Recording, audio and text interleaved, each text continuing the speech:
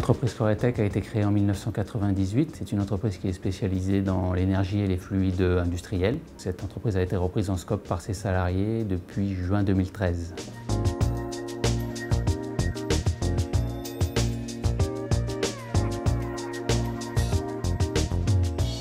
Baril et condensat, tu as choisi de le mettre où en définitive? Baril et vapeur ici, baril et condensat en vis-à-vis avec l'autre. On va pouvoir passer entre les deux?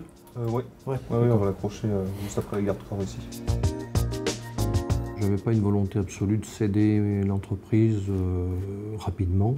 J'ai été en fait sollicité depuis déjà 2009-2010 par des groupes pour être donc racheté par ces groupes. J'ai tenu toujours au courant mes plus proches collaborateurs, dont Vincent Chevet. Et puis Vincent Chevet est revenu vers moi et m'a parlé justement des scopes et de la possibilité éventuelle qu'il avait et qu'ils avaient en se regroupant de pouvoir reprendre l'entreprise. La reprise d'entreprise, pour moi, c'était un sujet que j'avais en tête depuis longtemps. Cette entreprise, moi, j'y ai démarré ma vie professionnelle, je m'y suis impliqué dans la maturation de cette idée-là. La rencontre avec les scopes a tout de suite fait tilt. L'avantage évident que j'ai tout de suite perçu, c'est la possibilité d'impliquer dans le projet un maximum de personnes dans l'entreprise et de construire un véritable projet collectif. Et aussi la possibilité de mettre en place un style de management qui est plus un management participatif et coopératif, plutôt qu'un management pur. C'est-à-dire que c'est plus de la gestion d'équipe, de l'animation dans un milieu coopératif qu'il faut faire pour faire tourner un groupe que du management. Et ça, c'est quelque chose vraiment que je recherchais, parce que je me voyais bien animateur d'un projet collectif, moins en manager. À partir du moment où on cède à ses salariés et qu'on les connaît bien, c'est extrêmement rassurant.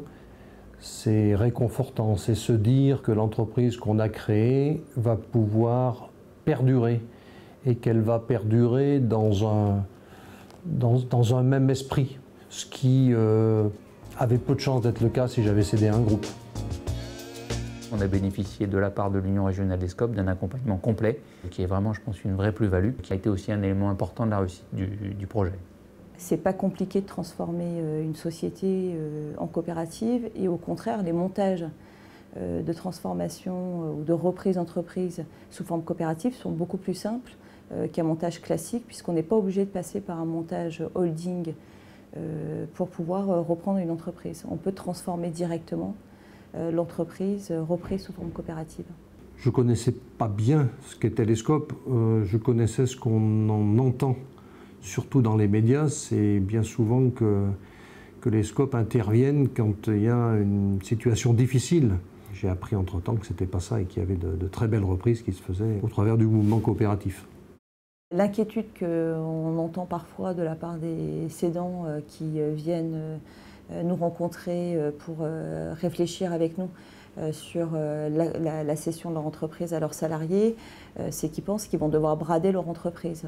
Or, c'est totalement faux puisque au-delà de l'accompagnement technique qu'on a au niveau du mouvement coopératif, on a aussi constitué des outils financiers qui peuvent intervenir en complément de ce que les salariés apportent au capital pour justement permettre d'accompagner les reprises d'entreprises au prix marché.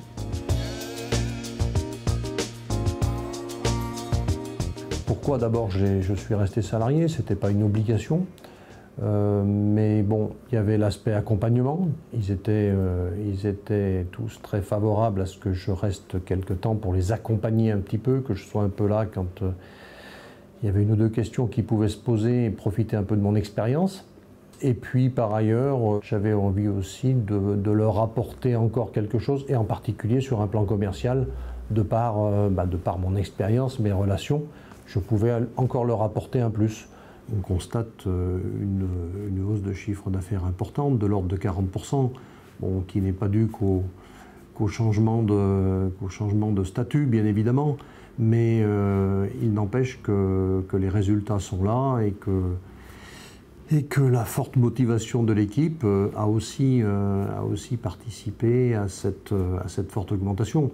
Avec le recul, je peux dire aujourd'hui que céder une entreprise dans une formule coopérative, c'est simple, c'est bien accompagné. Si j'avais un conseil à donner aux gens qui envisagent de transmettre ou de reprendre une entreprise, c'est de ne pas hésiter à contacter les unions régionales pour évaluer la possibilité de faire ce projet. Ce n'est pas forcément la solution qui va s'appliquer à tous les cas, mais c'est une vraie solution qui peut marcher et qui apporte de vrais avantages.